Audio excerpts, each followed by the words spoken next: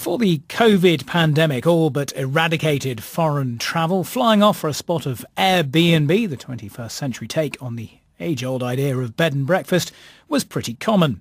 Today, though, a group of Taiwanese tourists has headed off to the US island territory of Guam for a new spin on the idea, as I've been hearing from our China media analyst, Kerry Allen.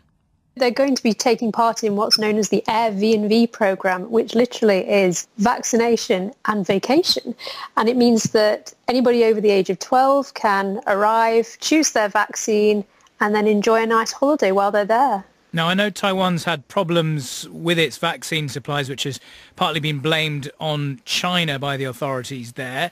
So I can see what the passengers would get out of this. But what's Guam getting out of it by giving vaccines to people from Taiwan? Well, Guam has struggled. I mean, it literally is an island very far away from anywhere, and it's had more than 9,000 cases and over 100 deaths.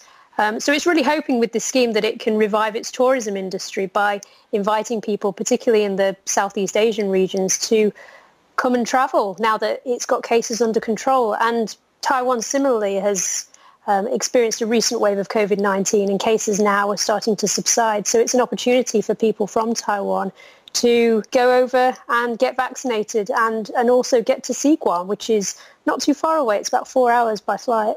Of course, Guam is a US territory, so are there any other considerations at play here? Perhaps America trying to get its allies in Taiwan some extra vaccines? Oh, absolutely, yes. I mean, already with Taiwan's outbreak, the US has been a major contributor of vaccines to Taiwan, and it very much kind of making the point that it's still very much invested in Taiwan and wants to stay close to it because of its pressures with China. The relations between the two are somewhat sour. And there have been questions about whether China has been restricting people in Taiwan from securing vaccines, because there was, from the Taiwanese government, a question over whether citizens would want Chinese vaccines.